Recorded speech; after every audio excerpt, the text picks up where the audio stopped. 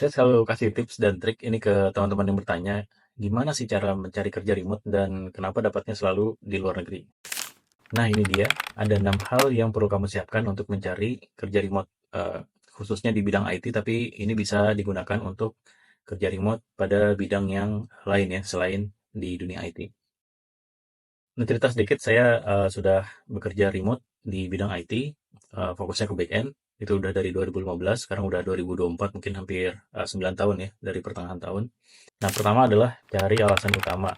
Kenapa kamu memutuskan untuk mencari kerja remote? Kalau saya, itu dulu pernah kerja di kantoran di Jakarta. Saya ngalamin macet-macetan tuh nggak cocok kayaknya gitu. Dan saya sangat mudah untuk capek kalau kerja berangkat macet, pulang macet. Nah, bisa jadi alasan kamu untuk memutuskan mencari kerja remote itu adalah mau pulang kampung misalnya. Misalkan kamu kampungnya di Jawa Tengah atau di Jogja, mau pulang kampung, penghasilan penghasilan di Jakarta, tapi biaya hidup di kampung itu banyak banget yang bisa ditabung mungkin gitu ya alasannya.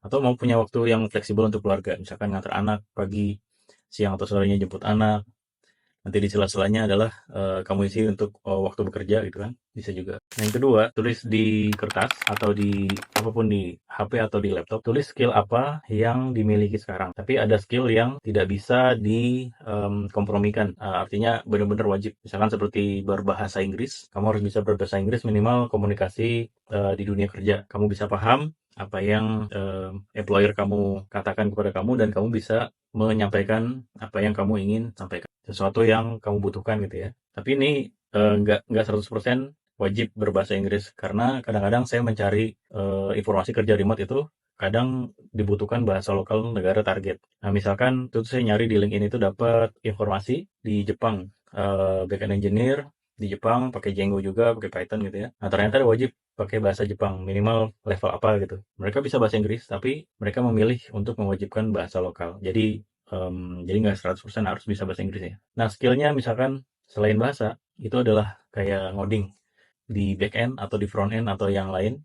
Bisa aja DevOps gitu ya. Kalian di DevOps, main di server. Nah, itu tulis aja di kertas atau di HP. Atau punya skill mendesain menggunakan Canva dan lain-lain, tulis aja dulu. Tulis apa yang skill yang dimiliki sekarang. Yang ketiga adalah waktu apa yang kamu sediakan untuk kerja remote. Ini berhubungan dengan komitmen waktu yang kamu sediakan untuk pekerjaan tersebut. Misalkan full time atau part time. Kadang-kadang saya juga dapat kerja remote full time yang continue 8 jam gitu ya. Kita harus standby. Misalkan waktu itu saya kerja untuk perusahaan Jerman. Di sana tuh Jerman mulai kerja kadang-kadang di jam 3 atau jam 4 tergantung musimnya, musim panas atau musim dingin. Nah, di saat itu juga saya harus standby tuh. Di Indonesia kan berarti sekitar, sorry, di Indonesia sekitar jam 3 atau jam 4 dan mereka udah jam 8 atau jam 9 gitu ya. Dan saya harus standby sampai malam itu. 8 jam continue bisa.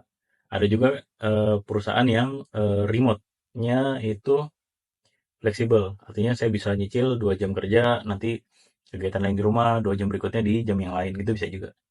Nah, yang keempat, persiapannya adalah asah skill yang sudah dimiliki sekarang. Misalkan bikin portofolio, kemudian contohnya bikin portofolio itu adalah misalkan bidang desain grafis. Perbanyak aja contoh-contoh karya kalian kayak di Instagram gitu ya, atau kalau yang formnya lebih panjang ya taruh aja di YouTube, tunjukin aja semampunya aja gitu, tunjukin karya-karya kalian di sosial media. Bidang IT, banyak project di GitHub. Karena GitHub itu sangat membantu melihat progres atau kualitas kodenya misalkan dia programmer ya. Kualitas kodenya, terus dokumentasinya, gimana dia ngetes dan lain-lain itu kelihatan di sana kalau dia dimasukkan gitu ya. Nah, kalau khusus yang di dunia IT yang ngoding, coba asah di web seperti HackerRank atau sejenisnya itu banyak banget. Itu bisa menambah ketajaman pola pikir di logika. Jadi logika bagaimana kita melihat solusi dari masalah ini, ternyata solusinya nggak cuma satu gitu, jadi banyak. Dan itu bisa melatih kita untuk berpikir punya banyak alternatif untuk ngoding gitu ya, untuk membuat sebuah solusi berupa codingan tadi. Nah, yang kelima, selalu tambah skill baru. Caranya adalah cari kerjaan yang kamu impikan. Misalkan saya sebagai BN, saya mau jadi katakanlah project manager gitu ya. Nah, ini nggak harus remote. Coba cari di LinkedIn project manager yang masih berhubungan sama back-end atau basicnya ada yang ngoding-ngoding sedikit. Biasanya project manager sih nggak ngoding ya. Atau katakanlah senior back-end engineer gitu. senior backend engineer pakai Django atau pakai Python, saya bisa nyari seperti itu. Nah, ini nggak harus remote, karena dasarnya kerja in-house, yang kerja ke kantor sama kerja remote hanya beda lokasi aja, skill yang dibutuhkan kurang lebih sama. Jadi, lihat aja spek pekerjaannya seperti apa. Nah, terus catat tuh, skill apa yang kita sudah punya dari situ, apa yang kita belum punya. Nah, dari situ coba lihat lebih detail. Detail, misalkan saya belum bisa AWS, apa yang dibutuhkan dari AWS? Atau di Google Cloud Platform, atau misalkan mau masuk ke data engineering, toolsnya apa aja sih? Kayak Kafka dan lain-lain itu harus bisa apa aja gitu. Nah, itu yang coba ditambah skillnya. Oh, harus bisa Kafka kalau mau data engineering, berarti belajar Kafka gitu.